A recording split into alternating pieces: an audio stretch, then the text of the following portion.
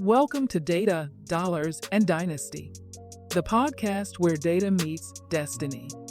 3 voices, 1 mission, using data to build a dynasty. Next. So if you're 21 years old and you experience significant failure, you're going to handle it differently now. At an older age, now you got more responsibility, right? You got kids, you got a house, you got payments and stuff. So that failure presents things differently, but if you prepared yourself for that moment, a job is just basically a job. Like you just need to go out now, repackage yourself. Plus, we're all going to have stresses. We're all going to have letdowns.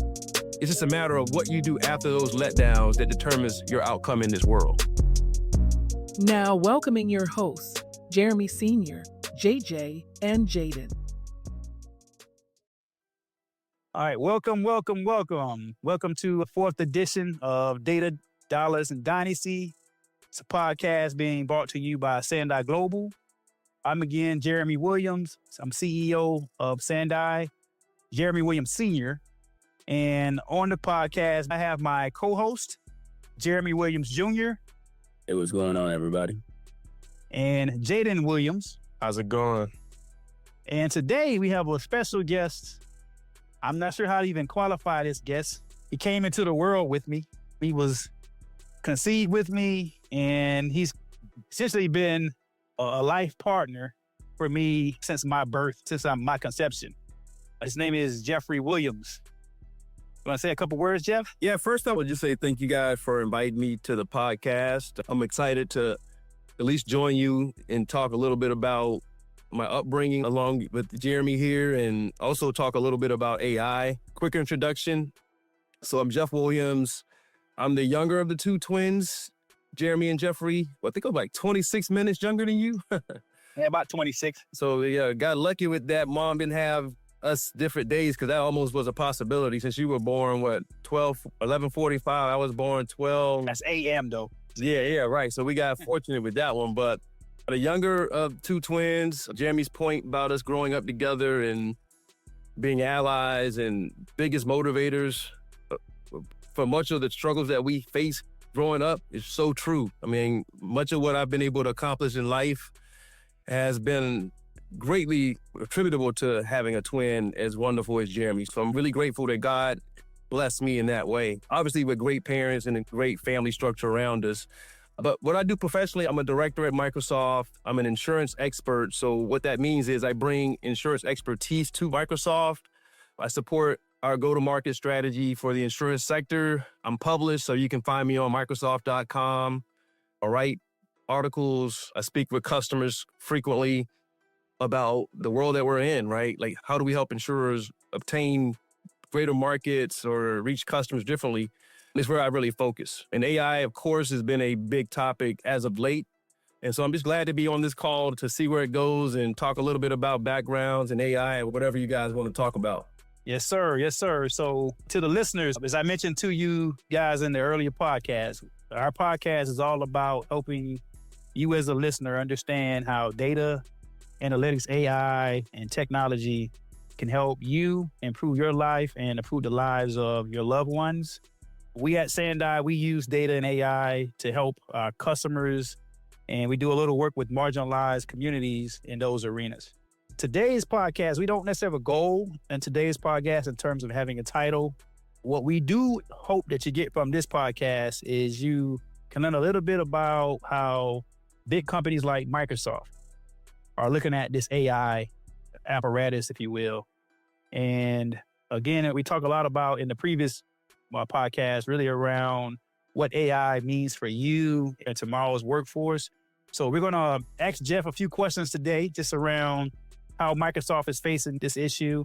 Obviously, Microsoft serves big corporations. They serve essentially any type of organization, government agencies, you name it, across America. Many of you as listeners, you're probably using Microsoft products. So we think Jeff is going to bring a lot of rich knowledge here today. So with that said, I'm going to open it up to my co-host, throw a couple of questions at Jeff, and we'll get this party started. Yeah, definitely. So I'll go ahead and go first. So actually, you guys can let me know if you want to go with this. But I want to take a step back before we get to Microsoft. I wanted to hear Uncle Jeffrey's story or have him tell us his story from the undergrad degree. So my dad and my uncle, they both were born in Tallahassee, Florida.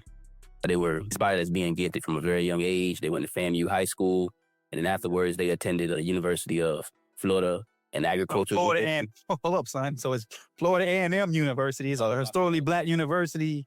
But let Jeff go ahead and fill that in. Now, I haven't necessarily talked a lot about my background on these podcasts, but we can let Jeff come in, and I'll jump in and add some color wherever I need it. Yeah, definitely. Yeah, listen, I'll just say this. Life is long, right? I've been blessed to be on this planet almost 50 years. And, 50 years, it's a lot of time, a lot of effort, a lot of blood, sweat, and tears along the journey. But just Jeremy and I, we grew up, inner city. We were categorized as being gifted very early on. And that meant that in many ways, the systems that we were educated in really couldn't keep pace with where we were. So we were constantly looking for ways to challenge ourselves and think about like some of the stuff that we did extracurricular, like the band, the athletics, just trying to search for things to do along the way, even before we got to college, to keep us focused. Like having these outsized goals for where we were in life was just a part of what we were growing up.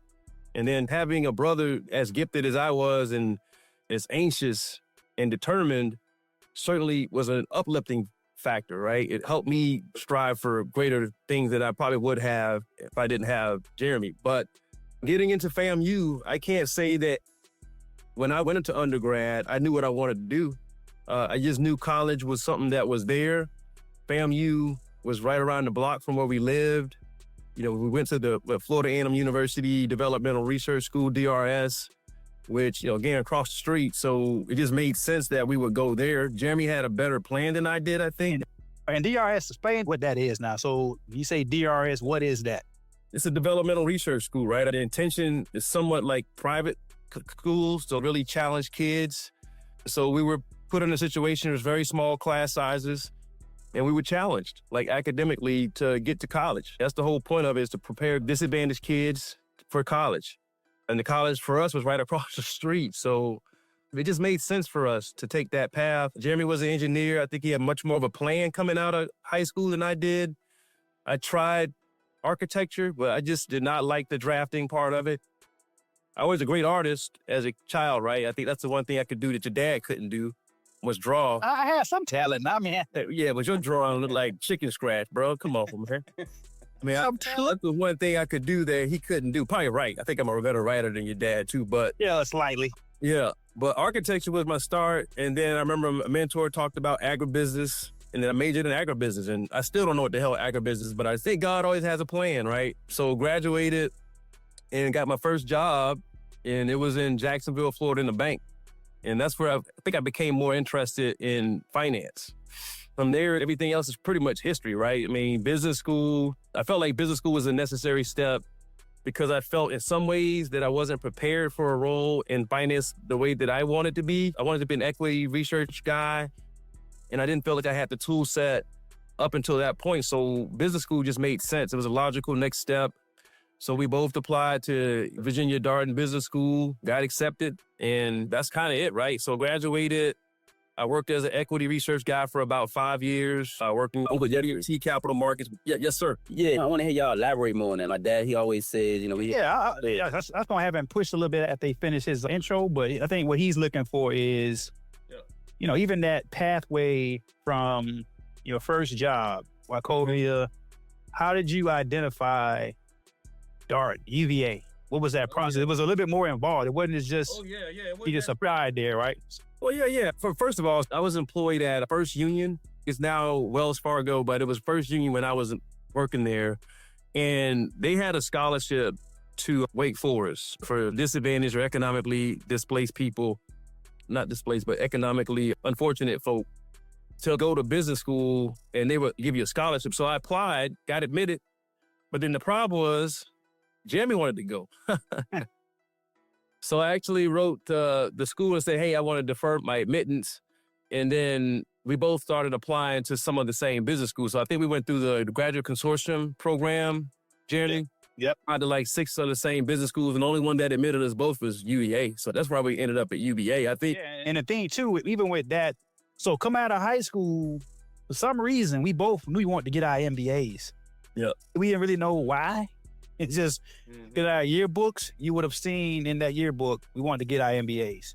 And we didn't know pretty much what that was really about, but I think a podcast or two about this exposing youth to different concepts. And I talked about this program we were in called Becoming a Man, right? And I think for us, just from being exposed to people who use certain words, it just stuck with us. So when we're in that program, I don't know who talked about MBAs with us because we hadn't been around anybody who had an MBA, but however it resonated with us, we knew when we left high school, we wanted to get those MBAs. So when Jeff got into Wake Forest, I said, hold up. I thought this was supposed to be a plan. I'm over here, I got a nice job making about $65K a year. Now, of course, I'm not sure how much Jeff was making, but he wasn't making $65,000. Yeah, not even close. Okay. So I'm over here comfortable, right? And he was uncomfortable. He wanted to make more. So he was going for it. And then when he came back and said he had got in, I said, hold up, bro. I thought it was going to be a plan. Yeah. And that's when he went back to the drawing board. And he also got admitted to Notre Dame and a few other universities. Then we found out about a consortium for graduate studies and management. This was a program that existed back in those days. You're going back about 2 decades ago. It was really around trying to help under-marginalized people get into these elite business schools. So you had 16 of the highest ranked MBA programs in America. Not all of them now, but 16 of them. All of them were top tier, like top 30 programs in America. 16 of them were on this list. And UVA was one of the higher on that list. It was ACC school. Jeff was a fan of Florida State, so we had that ACC piece going on there. So we really liked UVA from that perspective, but also neither one of us really had the confidence. We didn't have public speaking confidence. So we looked at that UVA program. What made it different than the other programs that we applied to? We applied to schools like Carnegie Mellon, NYU, Dartmouth. I can't think of the other ones. North Carolina, I think, was in there. Yep. And then like 3 or 4 of them accepted one of us, but they didn't accept us both. Now, our number one selection was UVA. And that's the only school that accepted us both. So that goes back to what I always say about things being written a certain way, right? And it just worked out for us that we both got into that program. But the reason we really wanted to get in there is because we wanted to work on our public speaking skills, right? And at UVA, it's a case-based methodology. So meaning that the students are actually heavily involved in the lectures. It's not just a lecture-based where you show up, teachers on the chalkboard, writing, backside to the class, talking. You get your case. You got to learn that case. You got to dissect that case. You got a team that you work with every night to dissect that case. You come to school the next day or class the next day, showtime, right? So we really want to put ourselves in that position. That's what Jeff talked about earlier around challenging yourselves. We've kind of always done that organically without even knowing it. I would say we challenge ourselves unintentionally. We challenge ourselves. Yeah, I would even say like doing dark, because that was probably 2 of the harder years of my life. And I've done a lot of things since that were challenging, right? Tough to do. But I would say even when we were there, like the first year was challenging. I mean, they had a part called Black November or something, that our first semester. Yeah, I forgot what it's called. Intentionally, like they just gave you a lot of different responsibilities in terms of like coursework, teamwork, networking events, all kinds of stuff. Like overwhelming part of the journey, but what it taught us was the need to leverage the people around you, right? To be successful. That's something that's followed me throughout my career since graduation. But then our second year, we intentionally made the second year more difficult than the first in terms of the courses we took. Like we did a lot of high level, intricate financial coursework just to challenge our thinking and to make sure that when we left that program, we truly understood the concepts inherent to how the world works, how business works, how economies work. And that's something else that has also followed me, because to this day, I still counsel and mentor Darden's MBA. Darden Knights. Right. I'm still doing that today. And again, a lot of the skills that I picked up during the program, I'm still using them, right? So Darden was an essential step. I think it transformed the way I saw the world, certainly how I saw myself being a part of that world. We had to learn to speak on topics that you weren't comfortable talking about, but you had to learn to be articulate in a way that people trusted that you knew what you were talking about, right? So those are the things that I'm doing to this day, like talking to executives. That's how I spend most of my time talking to executives about innovation and what it means to them. And so you get to think about how do you develop those skills. It starts with having first the environment around you to enable you to build those skills. So education first, right? But also just challenging yourself. And each one of us has a unique thing about us that makes us strong. Like we all have superpowers. But when you think about what it is that you want to do in this world and what does it take to get there, it's going to take some risks. It's going to take some extracurricular things that most people probably aren't going to want to do. And I think it's there where you actually find the armor, I guess. The armor you need to win in this world. And I think that's what separates guys that really come from where we started and end up where we are, is that you got to have that tenacity. You got to have that drive. You got to have the persistency to not just throw in a towel and try to just stay status quo, right? You got to put status quo to the side. You got to step outside the four walls, and you got to see something new. Now, for a quick commercial break to share some key program insights. You've got grades, you've got ambition, but now you need experience that counts. The Data Gen Scholar Next Step Scholars Program delivers real-world data and AI assignments, tiered tracks, and visible proof of your skills. This is how you move from learning to earning. Explore your path now at datagenscholar.com/next-step-scholar-program. Now back to the podcast. That was just a great answer. That's amazing. It's funny you mentioned that. Oh, yeah, go ahead. Let me say that. Oh, go ahead. You say it. Yeah. So we actually just, our last podcast was discussing that. So superpowers that everybody has and everything, identifying yours and whatnot. So that actually segues into my next question. So I want to go ahead and go back to what you said earlier about identifying that superpower and, of course, challenging yourself every day.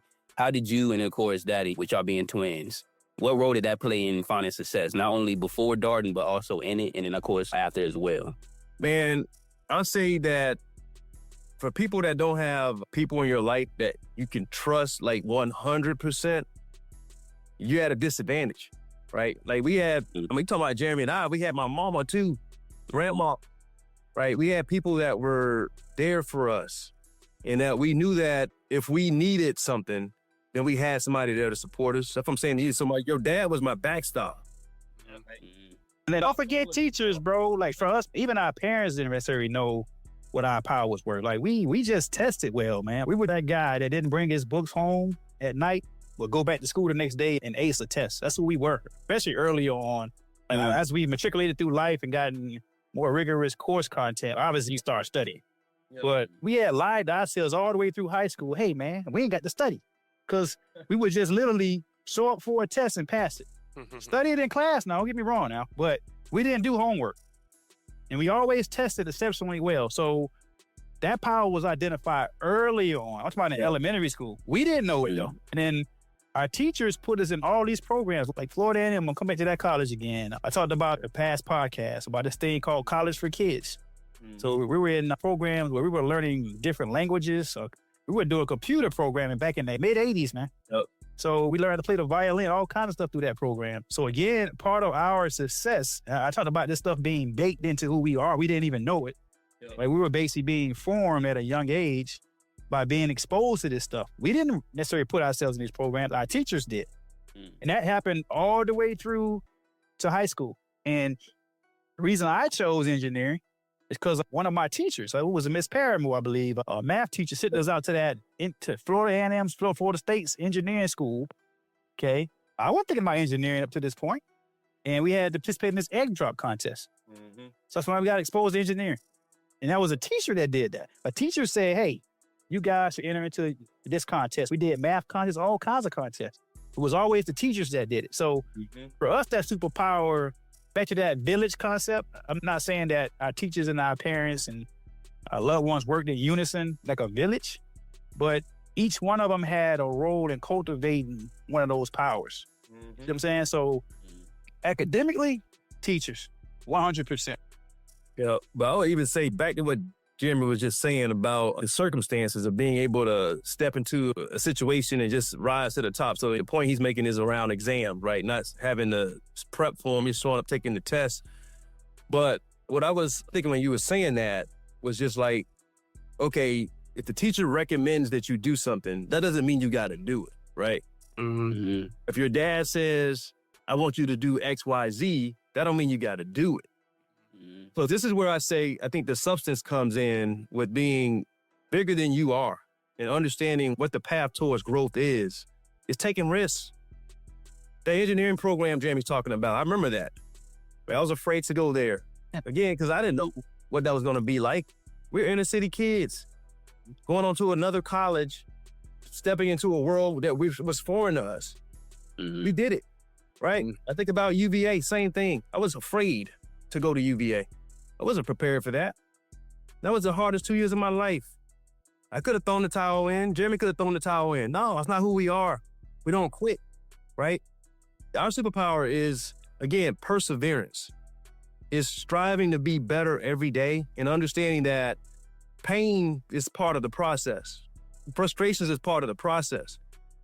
If you don't put yourself in those situations, it's hard to get to the top, especially when you start at the bottom, right? If you come from privilege, it's a little easier to get to the top. Now, I'm not saying people that come from privilege have it easy. They don't. They have their challenges too. We all have them. I'm just saying it's harder to come from the bottom and rise to the top in this society unless you have a resolve about you, that you are unwavering, that you're not going to let the little doubt seep in, right? You're not going to let nerves, fear keep you from getting on that stage. I have something that I call right now, I call it your on-stage moment. What is your on-stage moment? You sitting in front of 1,600 people you don't know. You got 1 week to prepare a presentation. What do you do? What do you say to them? And here's the truth of this. I just did that last year at 48. I had to get on the stage, talk to 1,600, maybe 2,000 people in a space that I was not comfortable talking about, right? And I delivered. Now, I don't know how I performed, but listen, I don't care about the grade. The pain was getting my ass to that stage. They did it. Didn't sweat. I'm a sweater, by the way. I'm bald, I sweat a lot. I didn't sweat. I didn't faint. I delivered that session. And that moment told me everything that I've gone through in this life has worked. All the pain has worked. Because I stood on the stage, and I guarantee you 99.999% of people can't do that. Yeah. Definitely are. It's the same. Definitely. That, man. On stage moment. That's what I call it. Okay. This is a question for both of y'all, but what do you think instilled that perseverance that you guys have? Was it just life circumstances, or were you guys born with that? What was it? Probably both, a little bit of both, man. The boring thing is always tricky, right? Because you don't know down the line who was who. I look at our family sometimes and I question, do we come from this family? But we got a lot of smart people in my family, just in different ways, right? So I think it's a little bit of both. But when I look at the two people that really were like big part of our formation, my grandma and my mom. Okay. And my grandmother especially, because she was so quiet. She didn't say much, but Jeremy and I never wanted to disappoint her. I don't know why we had that innate desire to not disappoint my mama or my grandma, to be honest.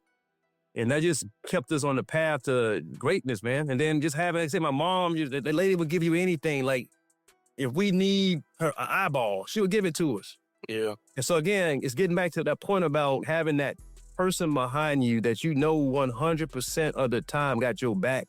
It makes so much in this life easy when you got that backstop. And also have each other as well. And that goes back to, let's talk about safety net, right? Talked about that safety net. So having that safety net definitely helps you, but something about when somebody truly loves you is how they look at you. Mm-hmm. They don't have to move their lips. So they can look at you with their eyes and you can see in their eyes, I trust you. Yep. Or you are the one. It's in their eyes. They ain't got to say nothing to you. Mm-hmm. And so if you're a person who fears failing someone, that's why it's good to have people serve as motivators where you don't want to let them down. Kind of like you guys are with me with this company, right? You will never give up. So you have to have some kind of motivation. Yep. And I think everybody can search for that motivation now. So you can always have a motivator. It's always better if it's not yourself, though. It's not your own personal need. Mm-hmm. You know, sometimes I hear people talk about I a lot. Like, if they're not talking about second, third person or not talking about the we's, right? Then that person's probably not going to push themselves to the brink of what's your moment, right? Getting in front of an audience and talking to 1,600 people. They wouldn't necessarily do it because they don't have that motive. It could be intrinsic motivation, self-motivation, or it could be motivation to not let others down. So some of the stuff you're born with, right? With superpowers, some people have the ability to jump out the gym. Some guys just show up, they're probably running 4.5s, right? Saw some kid from Australia, he just broke Usain Bolt's 16-year-old 200-meter record, right? So his kid's super fast. So that guy came out the womb fast, right? So I would say on this other side of these non-tangible, where you can't see a person's superpower always, maybe something intrinsic to them, perseverance might be one of those things too that you're just born with. So this again goes back to what we talked about that last podcast about identifying what that superpower could be. I look at you guys as being my descendants. If I'm great at perseverance, then you're probably going to be great at perseverance because it's in me, so it's probably going to be in you. So that's what we talked about last time. So that again goes back to my belief that there's an opportunity for people like me who are a generation ahead of you, or the youth, to help you guys identify what your superpowers would be. And that's where that data stuff comes in. We talked about last podcast, Jeff, we talked about what data looks like from that perspective. And so just knowing who I am, that's data that I can share downstream with my kids, right? Yeah. And then looking at what grandma went through, right? Looking at what the things that mom had to deal with, that's data that we can now use to inspire us to do something differently. So that's how data, when we talk about it being all around us, that's how we say everybody has data they can access. Doesn't necessarily need to be on a spreadsheet, right? You can access every day to make your life better. So for us, it's just looking at these women's eyes, knowing they will give us their eyes and saying, okay, we got to be the ones. And then again, having that backstopping these teachers and helping those teachers helping us identify who we were before we knew who we were, right? Then us getting to a point where we just continue to manifest who we wanted to be, who we wanted to become. So we read like a lot of books. You guys are probably reading these books where it talks about writing stuff down. Like we wrote in that yearbook, getting our MBAs. Manifestation. Yes. We didn't just talk about it. We wrote it in that yearbook. I'm still talking about it to this day. And so it eventually happened. All right. So anyway, man, I just think for us, superpowers, I think everybody has them. Jeff said this. We talked about this last podcast. I think the opportunity for each of us is to try to find that superpower. And it doesn't necessarily need to be getting on a stage in front of 1,600 people because most people can't do that. No, hell no. But that's why I say finding your superpower is something that you don't just wake up knowing it, bro. It's not going to be apparent. It's going to be a journey, right? But you kind of know what your strengths are. You know what you're good at. I mean, we were all good at something versus the people that are around us. And I was going to say, too, when you just talked about data, it made me think about a lot of like the topic that I have right now with my customers. So we talk a lot about the role, like this AI, which is the opportunity, but the need to get data in order. And if you listen to most people, they'll tell you that there's so much data out there, it's hard to understand what data we need to have to harness to get the insight that we need to drive business value. And then you start thinking about AI on top of that.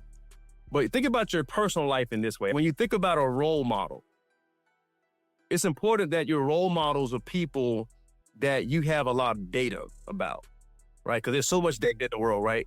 It's hard to have a role model be someone that you don't really see. And I think that's another unfortunate circumstance of our society is oftentimes we place too much admiration into people that we don't know.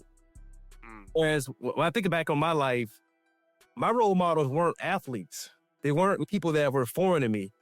They were people that were around me where I could see how they did things on a daily basis. I could see how they behaved in certain situations. And that's the data I'm talking about. The robust amount of data I have on that person helps me understand why they're my role model. And then that in turn helped us become better people. And two of my biggest role models, again, are my grandma and my mom, because I can see their actions every day. Now, mama throw a shoe at you if you made a mad at you. But she loved us so much, right? And she showed us that by how she did things. And so I think also a big part of this is understanding your superpower, yes, but making sure that you have the right role models in front of you to help you get where you got to go. It's also going to be one of these things I think should be top of mind to listeners of this podcast. Yes, sir. And then don't forget about Pops, man. So Pops was opposite of Mom. That idea, opposites attract. Mom, very gregarious, or talk your head off. Kind of like you were when you were little, chunk, like talk everybody's head off. And then Pops, introvert. Yeah, he didn't say a lot, but he was present. Mm-hmm. So back to what I said about looking at somebody's eyes and then not wanting to fail them, like Pops, in his eyes, you didn't want to fail him for a different reason, right? You know what I'm saying? So having that fear of failure from two different perspectives. One of them is not let somebody down, right? The other one was not getting them upset because you understood what that was going to result in. So, but having that balance there too helped refine us, kept us in a boundary. So we had boundaries that were laid out for us by what bro is saying now, being able to watch these people. So we knew where we could go, where we could roam. I remember a couple of times, man, we got our little bikes, we rode some bikes. Somehow Pops found out that we had rode our bikes outside the designated zone. See? So that's what I mean when I say boundaries. So, we quickly learned that day, okay, we probably shouldn't go past this zone again.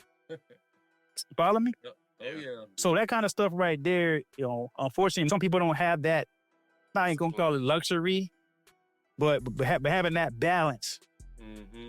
And sometimes, unfortunately, as men in family structures, we're the bad guys. We got to be the bad guys. We got to be the disciplinarians, the hammer droppers.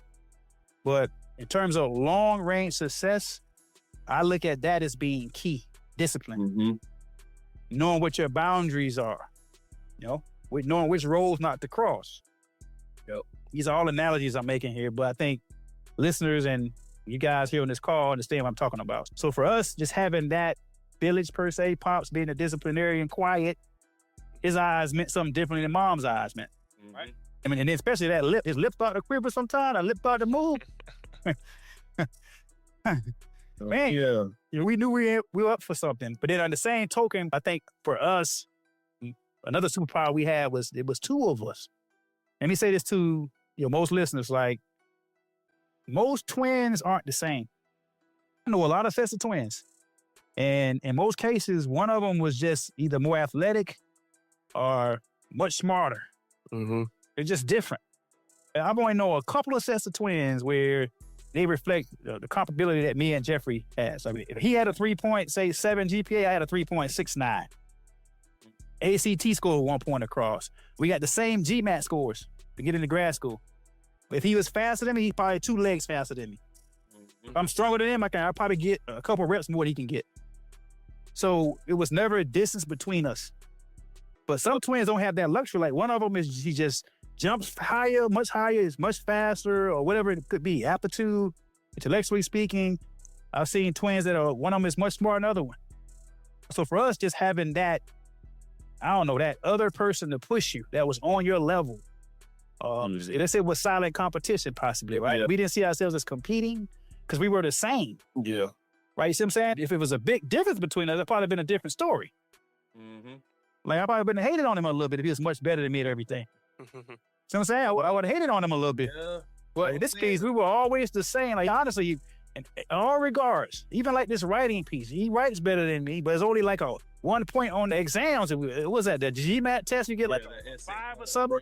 So it wasn't like it was a big difference in how we wrote, right? So that's the whole point I'm saying here today. So for us, I think our superpower, you want to look at just organically outside of the confines of ourselves.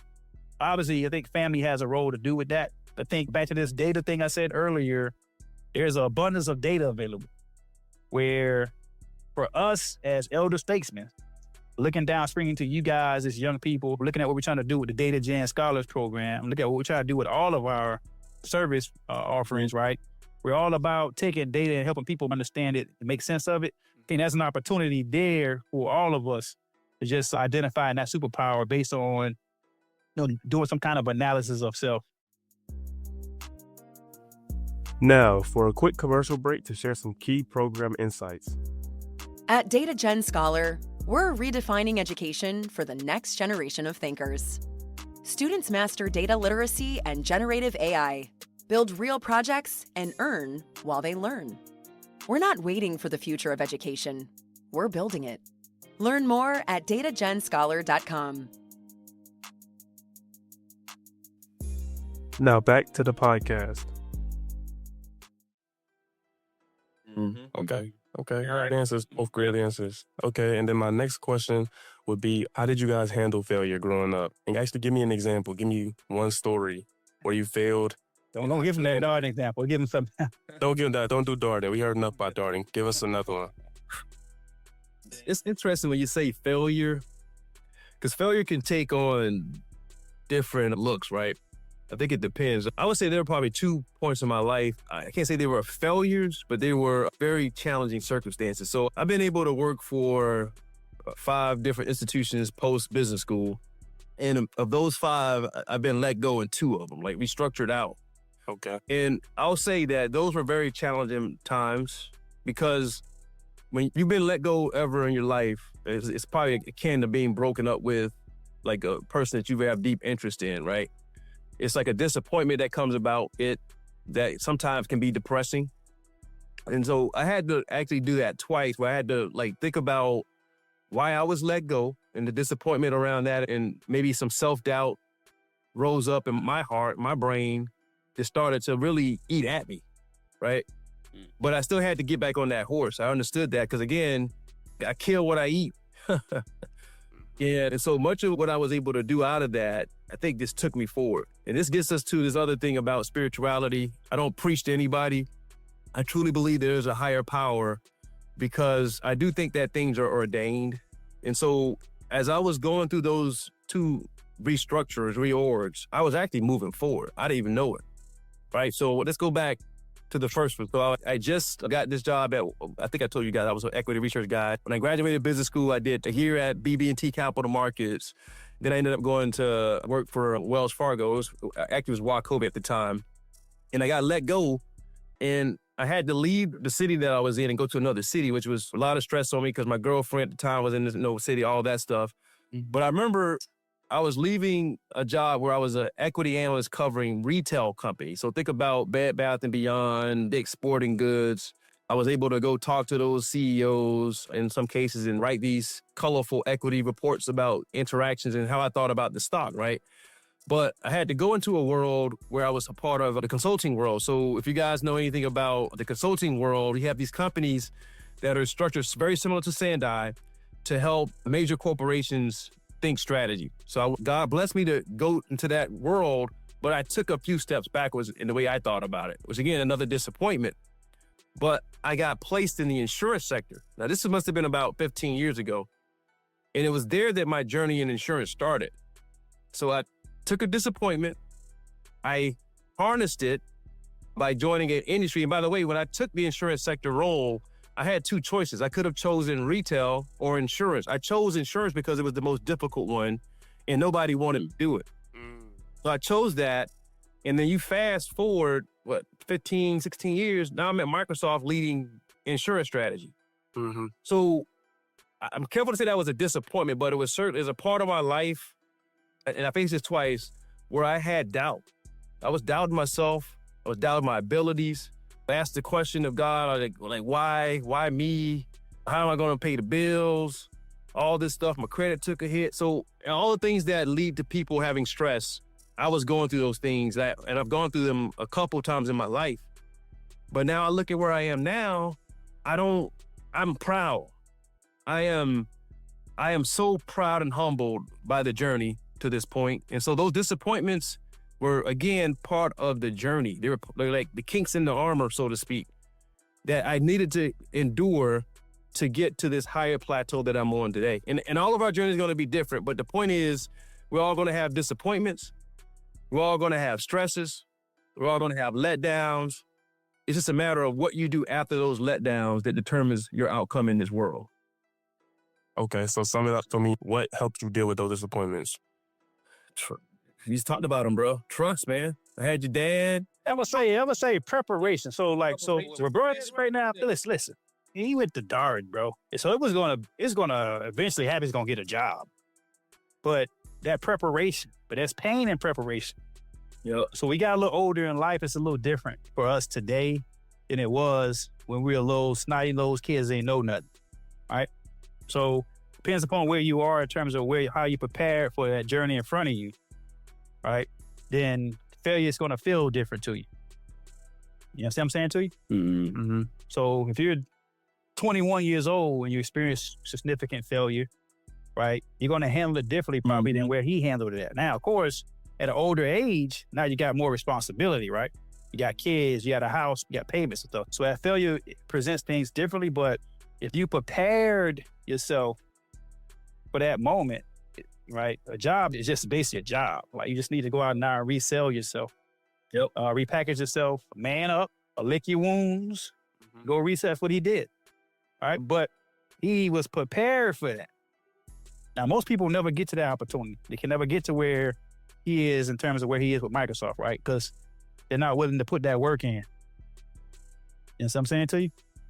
That's how that works. So we can go back to younger than that, right? Failure to us looked like a lot of different things, man. We ran track. We got smoked in some races. Now, we didn't care about track like that, right? So a smoke didn't necessarily mean a smoke to me in track because I didn't care about it. Now, you guys have experienced failure. Remember that football game you had 4 or 5 fumbles, Junior? I'm just saying. Yeah. So that's my point. So it depends on how important that failure is to you. Then that next step, if it's important for you, has to be what? Manning up. Okay. And making sure it don't happen again. That's how that works. So I would want to go back to, you remember Michael Rankin from Benj? Yeah, a little bit. Yeah, I remember. Yeah, so he took my chair over the summer, man. One of y'all tell me, it was Jeffery or Michael Rankin took my chair. I was sitting, it was 7th grade, it was an advanced band. And we were sitting, I had sat first chair since that December. Advanced band, first chair trombone players. Hey, Jeffery was beside me and Mike was beside Jeffery. Explain the ranking, the seatings. I was the top trombone player. I was the first chair. I was the top guy. So whenever we had music, I played the top person's sequences. So I sat first chair the whole year. The week before summer break, we had to play these concert scales. Just blah, blah, blah, blah, blah, blah, blah, blah. So I know I played the scale, right? Mike or Jeffrey played the scale. I think it was me, bro. And the band director says that they played it better than me. I get the hell out of here. You couldn't even hear the difference. So I lost my chair. Man. I had to move. I had to literally move down a seat with a week to go in school. I was mad as heck, man. I was mad. I think it was somebody else, Jerry. I don't think it was you, because then what the director said was, okay, you guys have to go out and buy this book. I forget the name of the book. It was a book full of music. Like 100, 200 pages in it. And he said he wanted everybody in the whole band to complete this book. Like basically play all these pages over the summer. All right. And then we talked the last podcast about knowing how to manipulate stuff. Remember that, Joe? Yeah. All right. So you had to be strategic here. So did we play all that music over the summer? But we knew our mom believed in us. So what the band director wanted you to do was play the music and have your parents sign the page. So all we did that summer was probably play half the music, and then we got mom to sign all the pages. So I remember we went back to school that September. We had turned our books in, and because we were the only people we had done it in our trombone sections, we got back put in first and second chair. All right. And so that taught me to embrace the failure, and it fueled me to want to get my chair back. So every day over that summer, I did something. And then 2 days before school started, I had my mom do something. See? Because I wanted to get my chair back. So that's what failure, that's how you should use failure. Now, you shouldn't lose your chair and then do nothing over the summer. Because you'll never get that chair back, right? Or blame somebody else. Yeah, you never get the chair back. So just this one little simple example of what it means to embrace failure and let that motivate you. If you care about something now, that motivates you to want to get that something back. Same thing with Jeffrey saying with his job. It motivated him to want to get something back, which meant he looked for different opportunities outside of his comfort zone. Okay, great answers. Right. Both of you. Now, of course, I could talk about business all day. Oh, yeah. I could come in and talk about business failures all day, but that's a whole different podcast. And I think that's important, as far as how you handle failure, because going back to what you said, Uncle Jeffrey, about that failure, you were hesitant to say it was an actual failure because, again, it helped you to get where you are now in your career. And then even with the band example, too, even though people might look at stuff, and I think that's the problem with society, is like we have these things that And you can even say they're blessings, right? That are disguised as failures. And people handle it the wrong way that ends up staying a failure. But if you take that failure, you look at it the right way, you actually improve yourself from it, it ends up turning into a blessing is what I'm seeing even in my life. You know, even with the hardship, like going back to that football game, right? You know, when it happened, right, when I had all those fumbles, I was mad as can be, you know. But again, how I handled it was, okay, just getting better. Of course, it's hard in the moment to sit here and say, hey, you know, what can I do to improve this, right? To actually take a third-person view and say, okay, looking at this, it's not as big as it is, but again, it's a chance for me to improve. See, but it's important. Like, let's say football was highly important for you. Okay. Now we're going to work on how to secure the ball. I think that particular game, they had put you were young now, but they had put you in a bunch of roles you hadn't played before. So it was really just a awareness and knowledge thing for you. It wasn't even about the holding the ball. It's just nobody had taught you this stuff. There's a way you do stuff in football. They coach you. So that's all it is. So if you were invested in that, then the next step would have been, okay, let's get 6 balls, and you're going to hold these balls. Like, I'm going to slap them out your hand. All right, that's how you prepare for that next game. But your answer was you didn't really care about the game then. Okay, so it's not that big of a deal. That's my point. Now, I'm not saying it wasn't a big deal. I definitely cared about it. Nobody wants to see their stats go down like that. I wouldn't say it wasn't a big deal. Definitely was a big deal. But how I handled it was, again, just focusing more, like he said, on the fundamentals. So it's just making sure I maintained it the next time I did get my hands on that ball. So, I mean, and that's just one example. You're right. Football, it never had. And that was just like 1 year for you. So that's my point. It was just 1 year for you. It wasn't going to be a career move for you. That's my point here. Yeah, sometimes we tend to minimize challenges we go through as well. You know, in terms of protecting our psyche, we want to minimize things so people don't blow it up around us. But I think self-accountability is the biggest thing you guys both just said, is you guys are both able to look within first instead of pointing the finger. Oh, yeah. Be prepared for it. Like, look, so anybody who works, look, what's happening right now in the federal government space, right? So you had people coming into this year, you know, shooting fireworks, Happy New Year, great year coming up, right? Today, you probably got about 100, 200,000 people out of work. See, so that's just what life does to you. Now, the travesty to that is this. If those people aren't prepared to now go out and find opportunities, they're not prepared for that next step. That's where it's more difficult now. But what I said earlier is this. By Jeffery getting that resume that he has, his resume is a nice looking resume, first of all. So regardless of the fact if he got let go by this company, that company, it was always going to be a different day for him eventually because of the preparation. And he's constantly prepared. Like, it's not a day that we get up. You guys see how I go at it, everything I do. He's the same way. So it's not a day that goes by where I would say we're not prepared for something, for some potential failure. That's what I'm saying. And sometimes that just means mentally, like working on your mentality to make certain that you hope for the best, but you expect the worst, kind of, sort of. Right? So if it happens, here's how I'm going to deal with that. Right? You saying something? I'll say too, it's the perspective, right? I mean, we got a saying when I'm talking to folk is you can look at things as a problem or an opportunity.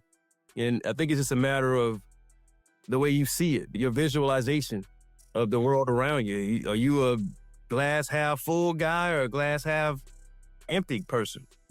And I think that is going to affect how you come out of whatever the perceived failure is. Because failure is part of life, man. It's like breathing. Yeah. We're all going to go through situations in this world that we don't plan. And I just think that the preparation your dad's talking about is just having the confidence in yourself to be able to get back on that dang horse and do what you got to do and not blame, right? Because when you blaming people, guess what you're not doing? You're not moving forward. It's almost like a shackle holding you down when you're looking for things to blame and like thinking about what could have been. It's almost like you got to take time to heal, right? You got to let the wounds heal, but you got to get back on it quick and move on and just find the confidence in yourself. And if you can't do that, find people that have the confidence in you. My mom, dad don't give a damn about AI. I'll be straight up honest with you. I tell people this all the time. My mom half the time don't know what damn school I went to, right? She's just proud of her son because we, in her mind, have accomplished great things. She's proud of us. So again, if I have a disappointment, I know there's one person I can call that's gonna lift me up or give me some good spirits. And that person's not a paid for hire psychologists, right? So I think we all need to have that, right? We got to have that resolve about ourselves. And if we don't have it in ourselves, we got to have people around you that do. So surround yourself with the right network. Make sure, again, back to this role model thing, people that you have in your life, actually, you know who they are. So they can serve as examples of how to come out of certain situations. Those are the two things I would say take away. Because I think we all can think about that, right? It's all data. It's all data. It's all observable. Right. It's not about spreadsheets and Right. organizing some in a spreadsheet, right? It's just how do you look at what you already see and process it more appropriately, right? That's what we're talking about here. That's where we think the value is. And for all the listeners, again, that's what we're aspiring to do here today is just show you how we have used data to manifest our tomorrows, right? And of course, the youth here, 2 sons here on the call, are just really starting out in life. We want to motivate them to do the same thing. Now, for a quick commercial break to share some key program insights. Every number tells a story, but only if you know how to read it. At Sandai Global, we transform data into direction for small businesses, nonprofits, and enterprise clients alike. Whether it's AI automation, strategic dashboards, or advanced analytics, our solutions redefine what's possible when people and data work together. Learn more at sandaiglobal.net. Now back to the podcast. So you guys got a couple more questions and then we're going to wrap up this We podcast. should try to touch quickly on AI and do something around that. So Uncle Jeffery, this question's for you. Yep. How has AI changed the way you operate in your personal life and also in Microsoft? Bro, let's start with Microsoft because that's my employer. It's giving me a great opportunity to, when I think about it this way, it's kind of laughable, but it's giving me an opportunity to change how insurance works. My customers are the largest insurers on the planet, right? And I can't name names, but I'm pretty sure you guys are probably familiar with who those companies are. I'm helping to shape their strategy, and we're using AI to do it. So I would say that's the first and foremost thing I would say about Microsoft. But personally, I mean, you guys use it. I mean, everything that you're using it for, I'm probably using it for. Like, I was literally just sitting here before I got on this call, like preparing for my week, just doing research on some topics that are core to insurance. And I was just sitting there asking ChatGPT some questions about certain things, and it would give me responses to help me frame my week. In the past, I would have been having to read books, right? Mm-hmm. It's immediate. Like, the AI had a really great effect on how I prep for my weeks, how I respond to people. And so I think it's probably one of the greatest innovations probably since I've been alive, to be honest. I mean, with .com, and I somewhat missed that way, but this just seems different to me. I think that this technology can empower all of us to do more and with less. And that's funny I say that because that's what my CEO says a lot. The whole mission of Microsoft is to empower communities and people and companies to do more with less. So essentially use technology to be more efficient and optimize the way we live. But I think that this technology is truly something that can enable the world to do things differently. So I'm excited to see where we go with it. Right. And again, see, that's where we come in, see, because Microsoft is a creator, right? They're an innovator. They make this stuff readily available. Companies like Microsoft anyway. Now, question becomes, like we always talk about here at Sandai, right? How does a little guy use it? Here's the thing. Jeff could go in there and do his week without this stuff. Mm-hmm. He could do a lot of stuff without this stuff. But now you put it in his hands, okay? You give him something on steroids now. Oh, yeah. So our concern here is what, right? How does a little person who doesn't have the same aptitude, same ambition, right, even stay in the same sphere with people like a Jeff, right? We're concerned about that. Because otherwise, that gap is just going to widen, right? So companies like Microsoft, these other bigger companies have a vested interest too to make sure that the little people, the marginalized communities across the globe too, they're also getting exposed to this stuff. So, so again, I think what you're going to see eventually in time too is more concerted effort by these bigger companies to help those little guys. Right now, the emphasis is really on bigger companies and how do they, Jeff said, do more with less. You're seeing the same thing with the federal government marketplace right now, right? You're looking for ways to do more with less, right? So I think that's going to trickle down, and eventually The hope would be that this stuff is accessible to everyone across the globe and is improving the lives of everyone across the globe. I would say this too, just to close out on this one. The way Microsoft works, and this has become clear to me just being there 3 years, is that we truly are a manufacturer of technology. There's not a technology on this world that we use that we don't manufacture.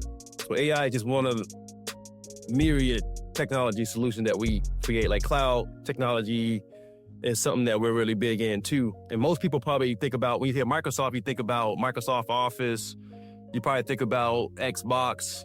Yeah. But Microsoft is so much more than that. We do Surface, obviously, and I said cloud, but basically cloud technology is computing capacity. So think about your laptop, but it's virtual. Mm-hmm. You can't see it, but it's there. We're a big player in that space too. And so much of our model is to support everybody, right? So we have programs for people like Sandai to really make sure that this technology, especially AI, because it's so powerful, is accessible to everybody. Yep.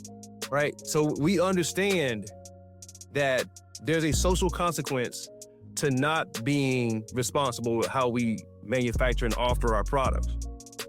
And my CEO, Santi Nadella, if you don't know this guy, look him up, read his books. And he's a social steward.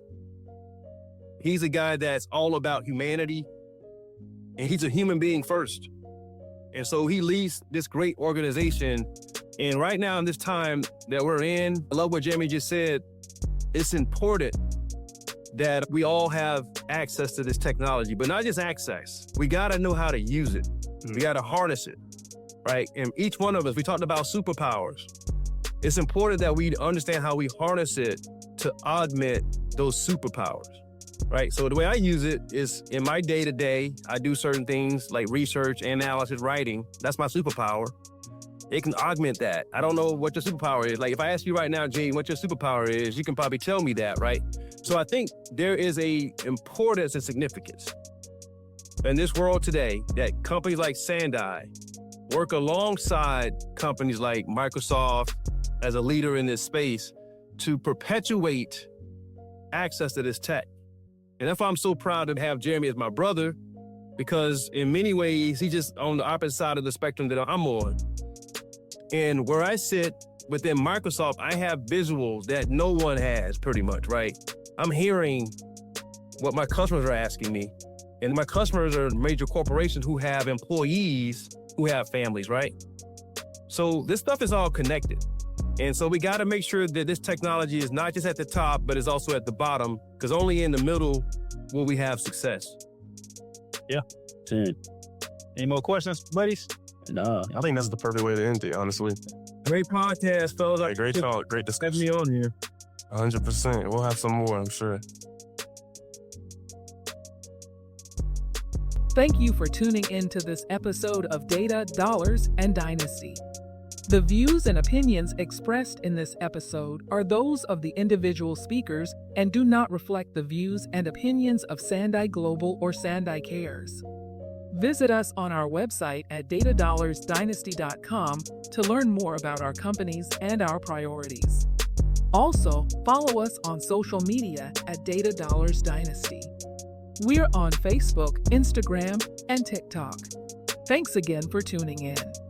We look forward to catching you on the next episode.